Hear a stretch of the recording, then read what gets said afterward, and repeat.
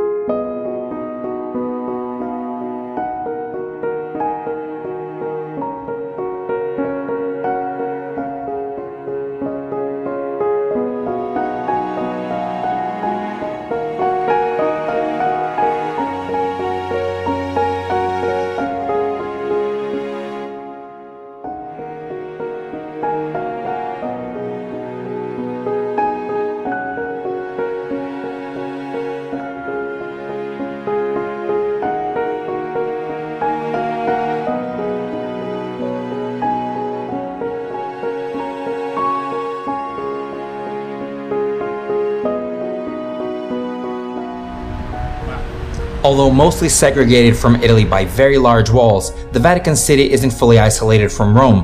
One can enter the country via an avenue called Via della Conciliazione. At the end of the avenue, you'll see the point of entry of St. Peter's Square. It's pretty straightforward.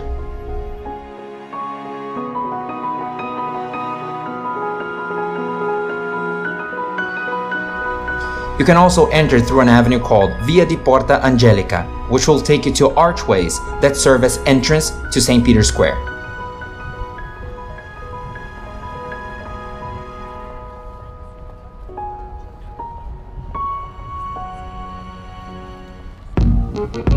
The Vatican City, or Stato della Città del Vaticano, is an enclave located in the city of Rome. It is considered to be the smallest country on earth and one of the richest and most powerful too. After all, it serves as the center point of reference for the Catholic Church, and it is responsible for the governance of all 1.3 billion Catholics spread around the world today. The Vatican is an absolute, theocratic, elective monarchy. There, the head of the Catholic Church, the Pope, gets elected by cardinals and from then on exercises by the right of office supreme legislative, executive, and judicial power over the state. It is a rare case of non-hereditary monarchy. The Vatican has an area of 0.44 square kilometers, or 0.17 square miles, and has a population of less than 1,000 people. As a country, it came into existence in 1929, after a treaty between Italy and the Holy See, signed by the Pope and Benito Mussolini. It's called the Lateran Treaty.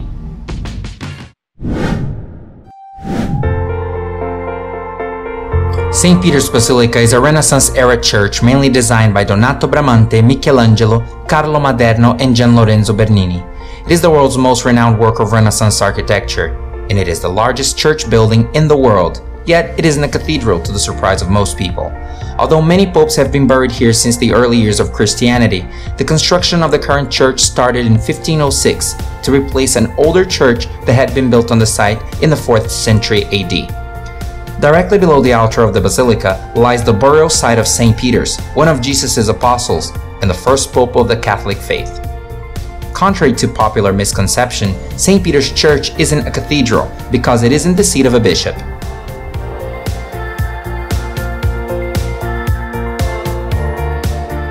The Pope's cathedra as a bishop takes place in the Archbasilica of St. John Lateran, the Cathedral of Rome, not here. There's no entrance fee in order for you to access the Basilica, but get ready to go through a lot of security and huge lines of people before you get in. The Basilica opens every day from 7 a.m. to 6 p.m. between the months of October and March, and from 7 a.m. to 7 p.m. from April to September. Attention!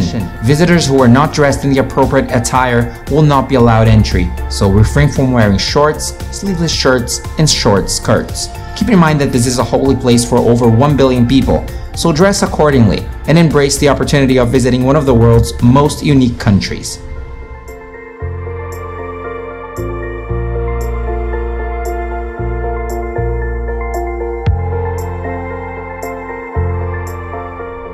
If you need less than 10 tickets for any of the papal audiences, you can pick them up without reservation from the Swiss guards at the bronze doors located just after security at St. Peter's Basilica, outside. You can pick up tickets the day before the audience from 3 to 7 p.m. in the summer months and from 3 to 6 p.m. in the winter months. You must pick up tickets the day before, not sooner. For the papal audiences are subject to availability. They usually take place on Wednesdays, by the way. The tickets are entirely free of charge. If you wish to make reservations and therefore pre-book your tickets, or if you need more than 10 tickets, you must contact the Vatican offices. I'll put a link to it at the description of this vlog, okay? Besides being roughly the size of a golf course, the Vatican is quite independent. It has its own post office, railway station, newspaper, bank, and radio station. Around 3,000 people work here each day to help keep the city's services running.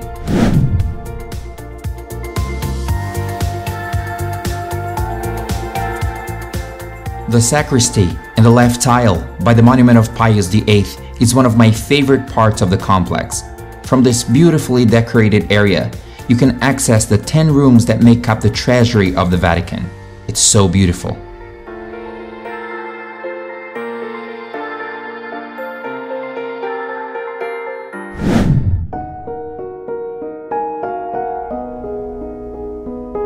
The Basilica holds many artistic wonders, such as the Pietà by Michelangelo, and many statues of popes and saints, as well as many exquisite chapels and altars.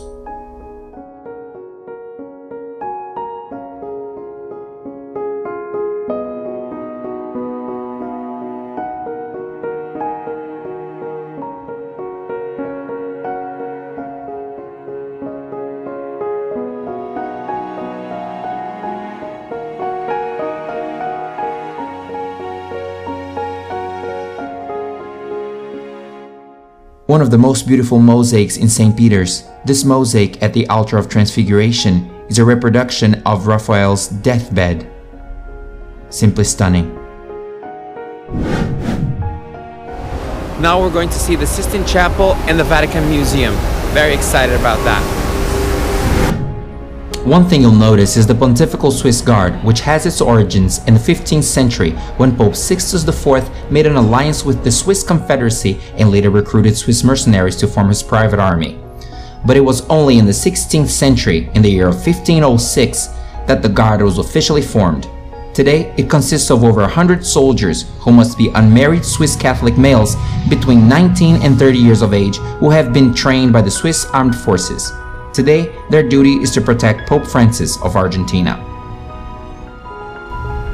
In the year 846, Saracen or Arab raiders plundered the outskirts of the city, sacking Old St. Peter's Church and St. Paul's outside the walls basilicas, but were prevented from entering the city itself by the Aurelian Wall. Short after the siege, Pope Leo IV started building a strong wall in order to protect St. Peter's Church from Arab raiders, restoring old walls as well as building new ones. What? Amazing. The result of these efforts can still be seen today. We're off to the Vatican Museum now, but before, let's grab coffee and cannoli. How about that?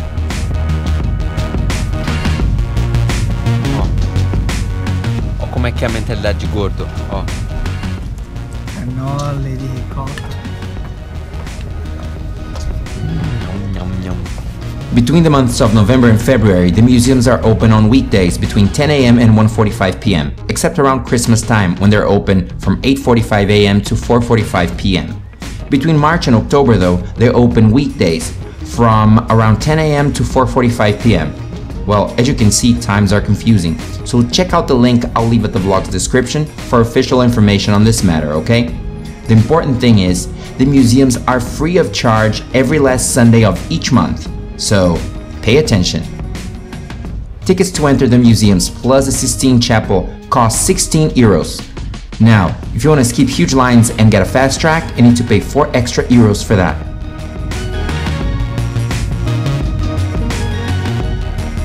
The museums were founded by Pope Julius II in the 1500s. There are 54 galleries in total, being the Sistine Chapel the last of them all, but we'll get to that later on. Over 6 million people visit the museum each year, which makes of it one of the 6 most visited museums in the world, and definitely one of the most impressive. The Vatican is dotted with masterpieces, such as The Sphere Within the Sphere by Arnaldo Pomodoro.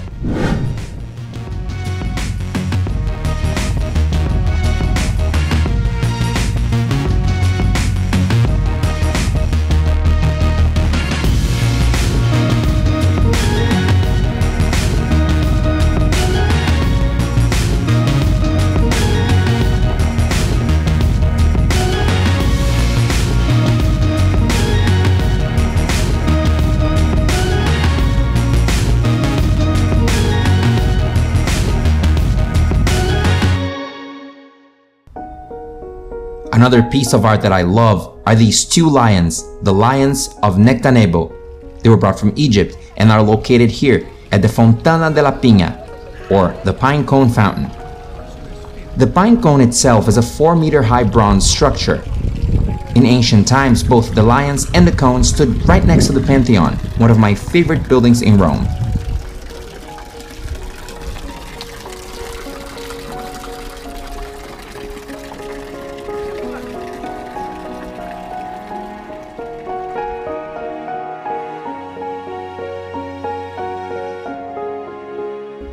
The complex is adorned by an incredible number of exquisite rooms, such as this, the Room of the Immaculate Conception, designed by the great Francis Podesti, an outstanding painter from the city of Ancona, ordered by Pope Pius IX in the end of the 1800s.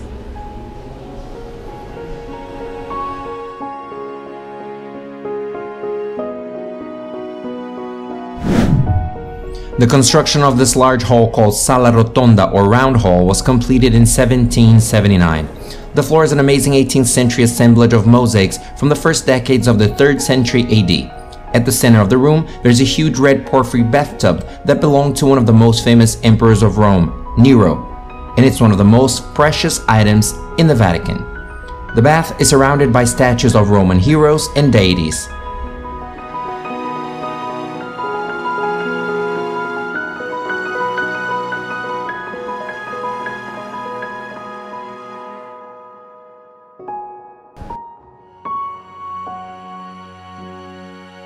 Just across the door lies the Greek Cross Hall, built by architect Michelangelo Simonetti in the 1700s during the era of Pope Pius VI. There you see 2 sarcophaguses, one belonging to St. Helena's, the mother of Constantine the Great, and this one that belongs to Constantia, Constantine's daughter, who died in 354 AD. Right next to them, you'll find 2 marvelous granite sphinxes from ancient Egypt.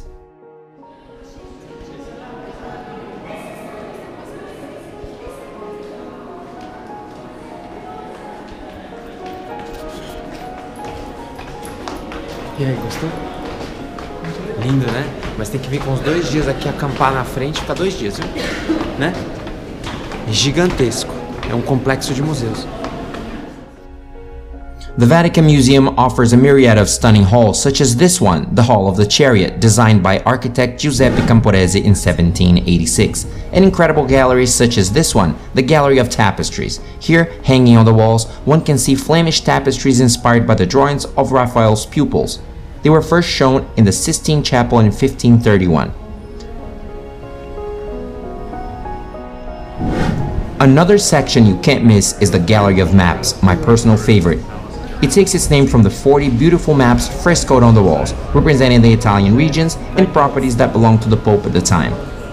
They were painted in the late 1500s on drawings by Ignazio Danti, a famous geographer of the time. I love this section of the museum, especially the map of Sicily, one of my favorite places on the planet. And the ceilings take my breath away every time.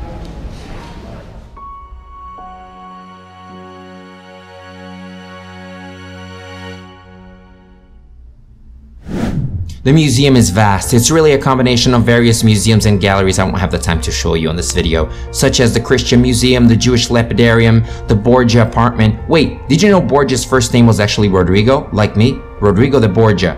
I'll show you a picture of his place. Wait a minute. Here it is. It's gorgeous, isn't it?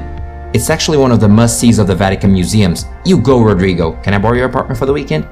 Rodrigo? Can I call you Pope Alexander VI then? Okay, forget about it. Well, next, the icing on the cake, the Sistine Chapel. Get ready for some long lines. I must say I was a bit nervous to see this place because it's one of the most incredible pieces of art ever made. The chapel is located in the Apostolic Palace, the official residence of the Pope. It takes its main name from Pope Sixtus IV, who restored it between 1477 and 1480. Since then, it has served as a place for both religious and papal activity. Today is the site of the Papal Conclave. The fame of the chapel lies mainly in the frescoes that decorate the interior, especially the ceiling and the Last Judgment by Michelangelo. During the reign of Sixtus IV, a team of Renaissance painters created a series of frescoes depicting the lives of Moses and Christ, including Sandro Botticelli, Pietro Perugino, Domenico Ghirlandaio, and Cosimo Rosselli. Between 1508 and 1512, under the patronage of Pope Julius II, Michelangelo painted the chapel's ceiling, a project that has changed the course of Western art forever. But hey, that's not everything. There's so much more for you to explore. A day isn't enough, 2 days isn't enough. One must come back here several times in their lifetime to do this place justice. So let's keep on going.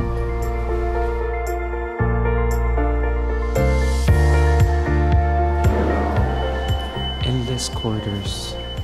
Endless corridors.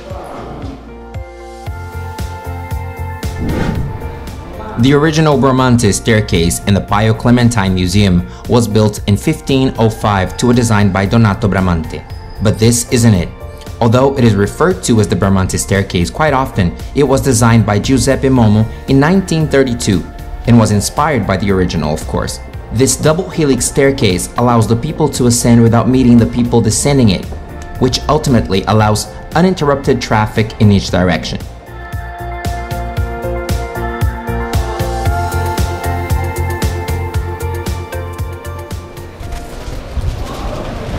Finalmente a gente acabou de fazer aqui o Museu do Vaticano, né? É muito grande, né? Não fizemos tudo, mas...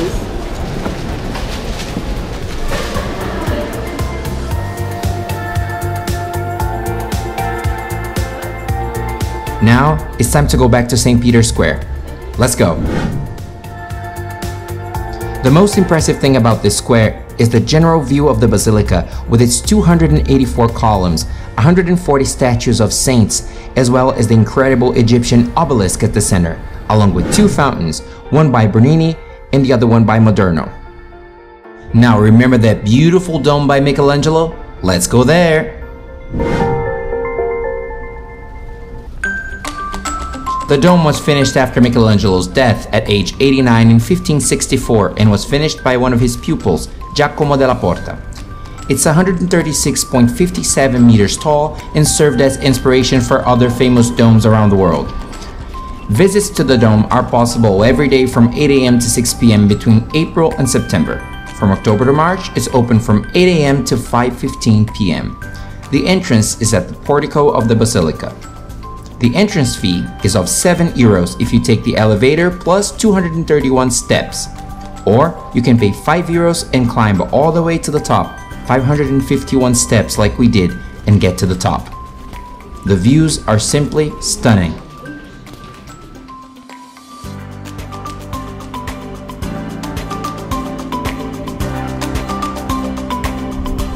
Hey guys, mission accomplished. It's beautiful out here. Wow, look at this. We can see all of the Vatican and a lot of Rome. Simply amazing.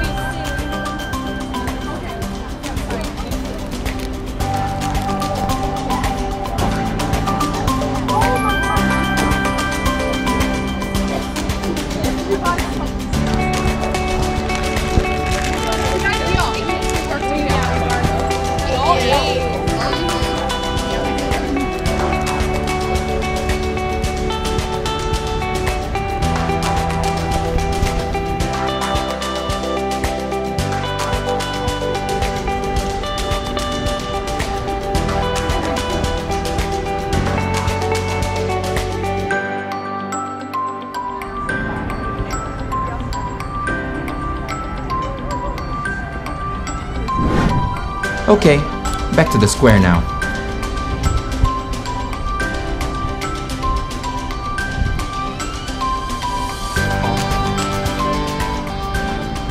So this is it. We've finished today. We're done with the Vatican. We've been to the museum, to the Sistine Chapel. We've been to the church, St. Peter's Church, St. Peter's Square, the Pinacoteca. So we've done most of it. Okay. Pretty tired now. So have a last view of the Vatican. Hope you enjoyed.